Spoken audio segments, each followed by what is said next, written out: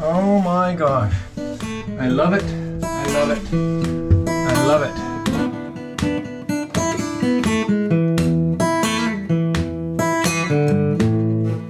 Hello there and welcome to Travels with Geordie. If this is your first visit, my name is Peter Knowles and I live on a pair of classic wooden motor cruisers in and around Victoria, British Columbia, along with my lovely girlfriend Andrea and the loving memory of my pup Geordie, all the while fixing them both up for some pretty ambitious cruising. Okay, well, we're back in the forecastle of the flagship here, MV Geordie, and I think I can say it's not going well, but I'll let you draw your own conclusions. Okay, take two. I have bought another router bit, this time with a 3/8 radius, which is not actually the correct radius for this detail, but which was 5/16, which was the last one I bought. However, to get it to work properly and to get a decent little extra shoulder, as I've discussed with you before, I'm gonna have to recut the whole profile. And am I happy with that? I'm content with that. This wasn't cut with a router bit that's available today. It's slightly different. It was probably done with a hand, well, hard to say how it was done. Probably done on a shaper on a big table. But anyway, I can't reproduce this exact profile. So I've experimented a little bit. I even experimented with stripping it. I don't know if you can see right here. I actually used the heat gun and a scraper and worked at that. And well, that would work. But it would take forever working overhead. Plus I have an additional problem. I need to create some additional beams here and in the forward head that match this same profile. So I really need to be able to have a consistent routed edge. Hopefully that's clarified what I'm up to here. So let's swap this 1/2 inch bearing out for the 3/8 bearing I have. Now, it would have been ideal if you could get a 1/4 inch bearing, but in none of the suppliers I have access to can I find a 1/4 inch bearing that will fit and work this way. So we'll just have to get this done the best we can. Okay, here we go.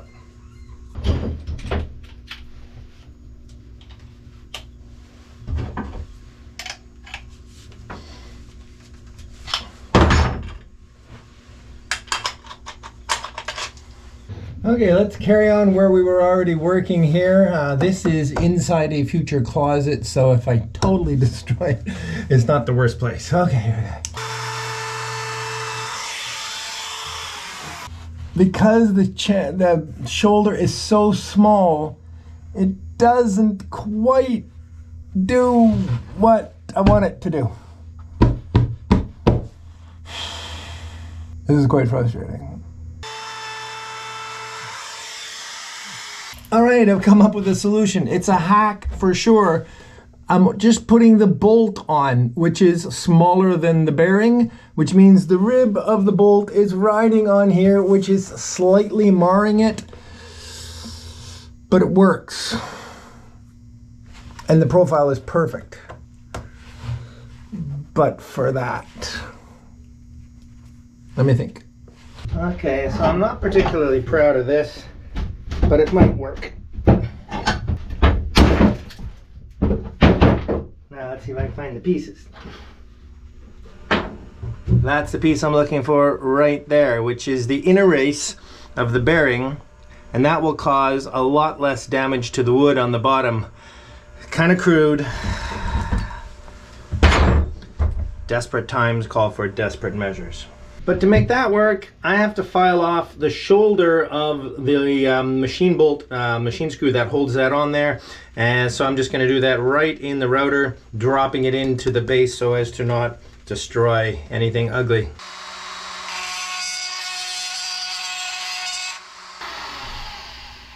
There we go, that should work fine. There we go. Now, it's not a bearing, but it's a large surface, and hopefully will do what I'm hoping to do. Oh my gosh.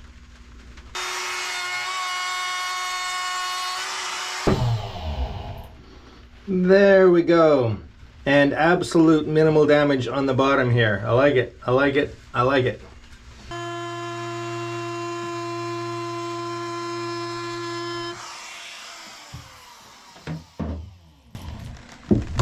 Okay, perfect. So as ugly as the process was, I'm very happy with the result.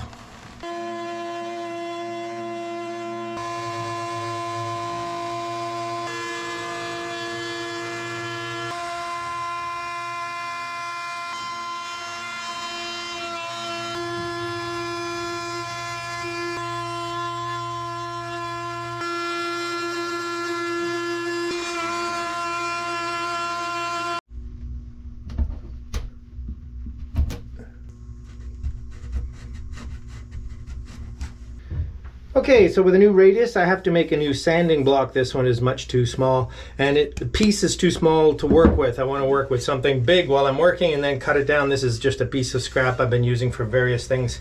So we're going to make a few successive cuts in this with this box bit. I believe that's what it's called. I didn't have an accurate size one for this, but I do for the 3/8 that I'm using now. So let's whip this off.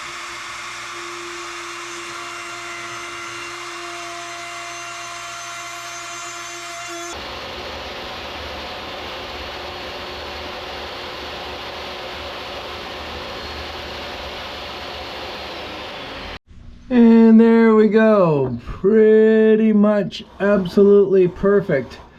So let's see if I can clean up a few of these difficult areas with this.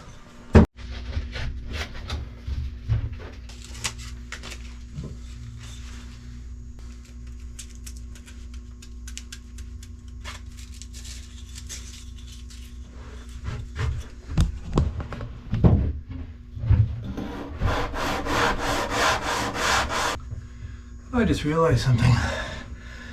I forgot to do the forward head.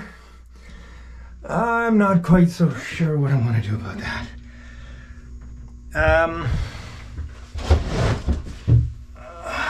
I'm going to finish this is what I'm going to do for now. Then I'll figure out what I'm going to do forward.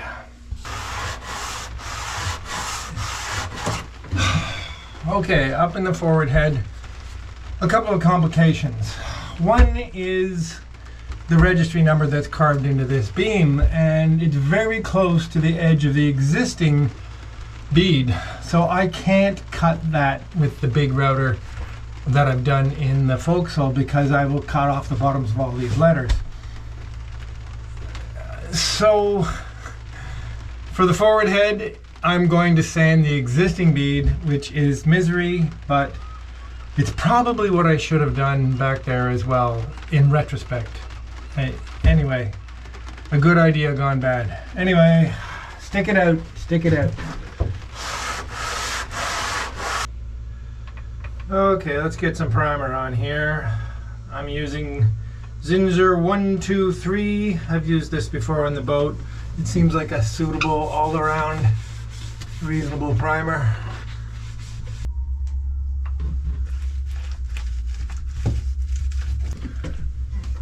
Oh, this is an awkward place to work.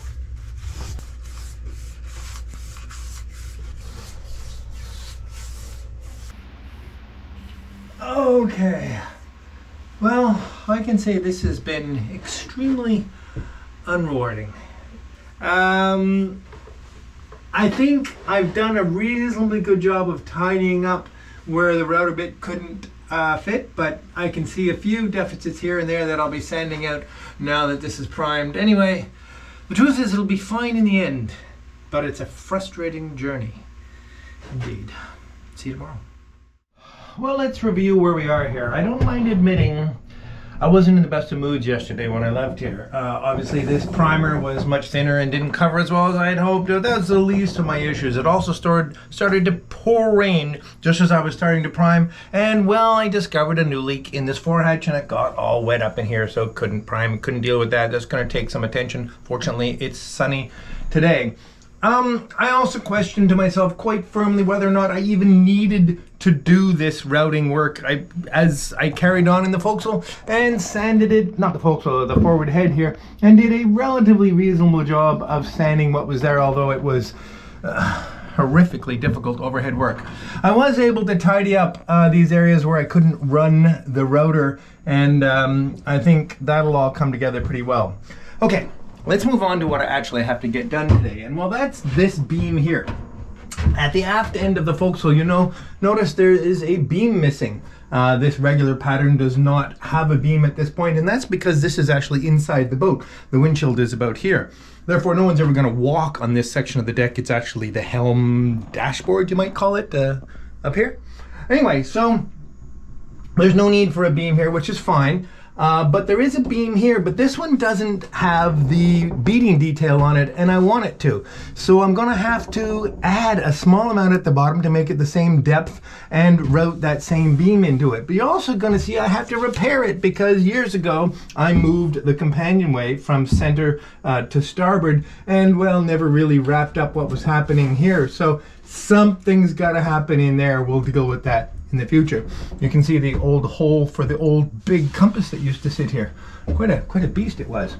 Anyway, we have the same problem over on this side as well. Although here, I think I'm gonna be able to deal with what's here. Okay, let's jump into this. All right, well, a bit of a cleanup, and let's see what we can do here. Okay.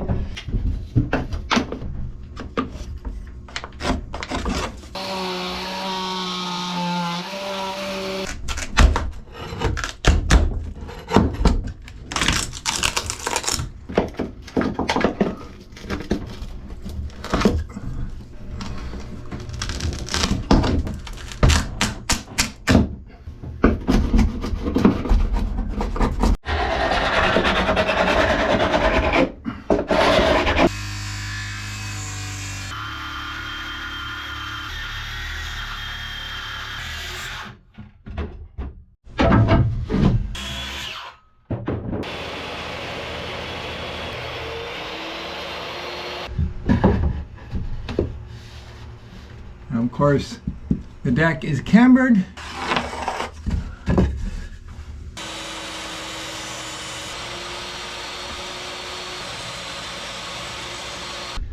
Okay then, so to be honest, I don't need this scribe to be perfect because it will be hidden by the overheads that are going to go up here. What I really need it for is a template to cut the bottom curve. Okay, so the trick here is to set the blade for the thinnest bit at the end. All right, about there. And then as I push it through, make sure that I'm keeping pressure always on the fence directly opposite the blade, which of course is a bit complex because I can't push here, but yeah, I think you understand what I mean.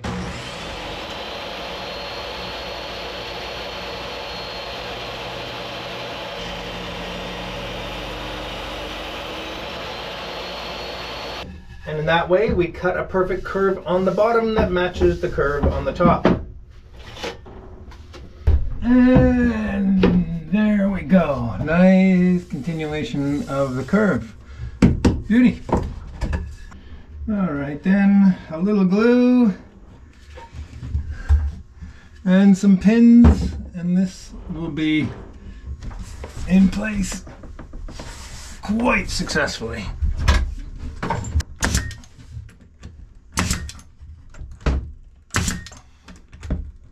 For those of you who are new to the show, I only use stainless steel nails anywhere on the boat, and the only two I really use are these 18 gauge for heavier stuff and the little 23 gauge pins that are completely headless and disappear when they go into the wood. Fantastic. And this actually isn't my repair, but let's see if I can tidy it up a bit before we start to crowd it here. An extra bit of veneer here, not quite sure if it's necessary. No, I guess it wasn't. All I really need to do is get this sort of flush, get that top veneer off. And there we go, nice and flush.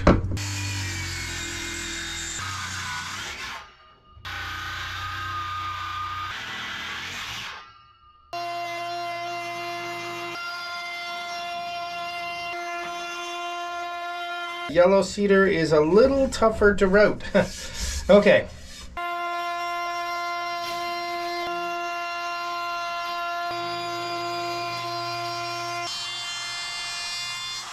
Whew. only slightly stressful.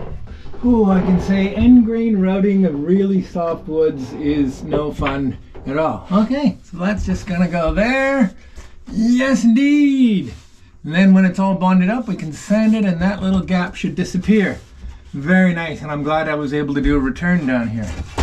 So the other one I just made, obviously, is for over here on the other side. Same deal. Little repair needed here, but that should be easy. Okay.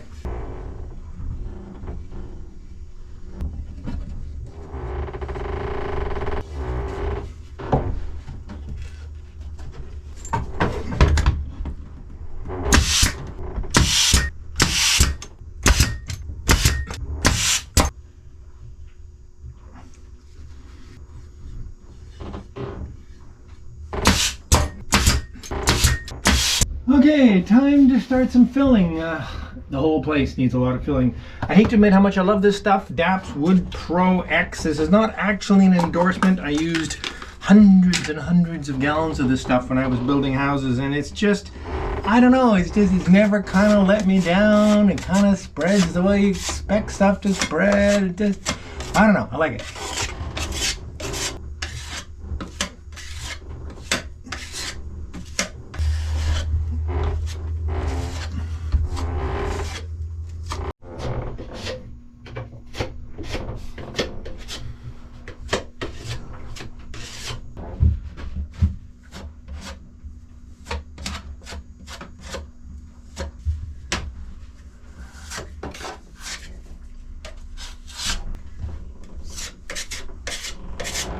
Alright then, well, while all of that sets up, let's have a look in here because I have another beam to make. Yes, the forward head has beams, but there isn't one against the bulkhead, and I would like there to be one. So I'm going to make a half beam, but I have to do that with this smaller profile.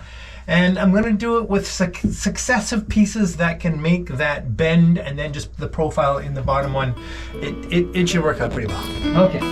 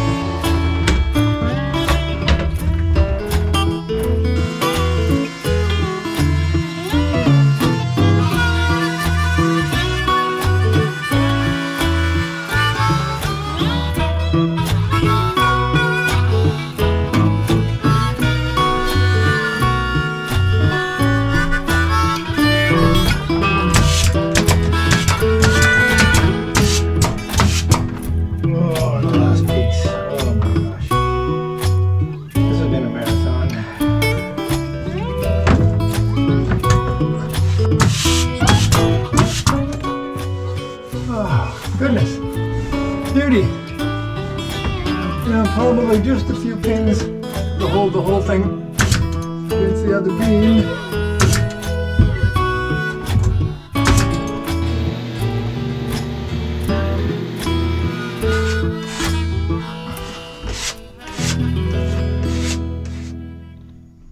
Good morning. It is a beautiful sunny day and I've been outside drying around this hatch to provide some better sealant because I do not want any leaks up here. The boat is dry otherwise. Now I'm feeling so much better about what's going on down here. A quick sanding, another coat of primer, and we're going to get this thing pretty close to being ready to put in the overheads, which I'll tell you about in a bit.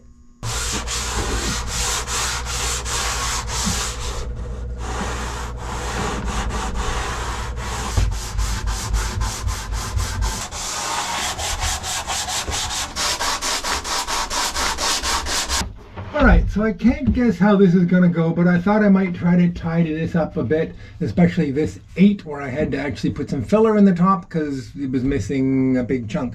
Anyway, I got a basically a conical burr for the little Dremel, and anyway, let's see what happens.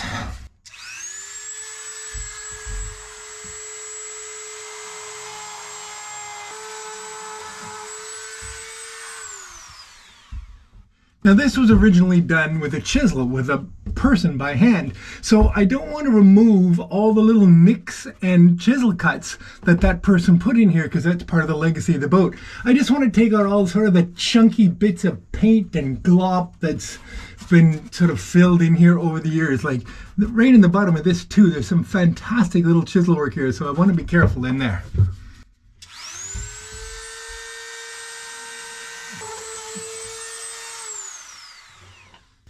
You know, I'm relatively pleased. Anyway, the next coat of primer will tell me more about how that worked. Okay. And we're off.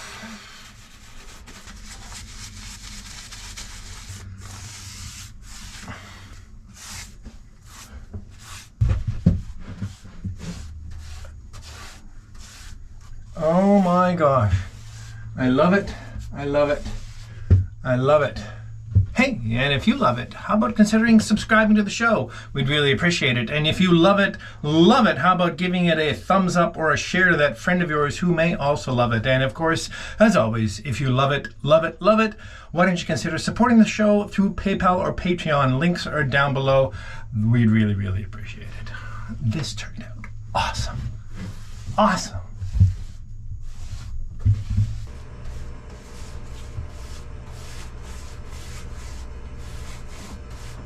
Well, I can certainly say this has all turned out an awful lot better than I thought it was going to.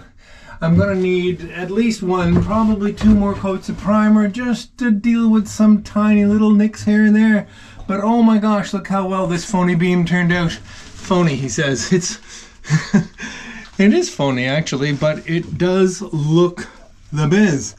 I'm still going to have to take this block off so that I can work around here properly and finish filling that in, but on the whole, very, very pleased with this. Likewise, back here, so much better than I was afraid it was going to be. And again, this patch and phony beam in here worked out really, really well. Yes, yes, yes, indeed. Okay, well, it is going to be a couple more sessions. I'll be working over the weekend so we can get started the beginning of the week with what the overheads are going to be, which is going to be cedar tongue and groove paneling with some little ledgers on the side to create an airspace. Anyway, we'll get into all the detailing of that next week, but I'm super pleased with how this has gone, and if I can just give it a couple more little bits of detailing over the weekend, it should look absolutely fantastic for next week. All right then, see you next week.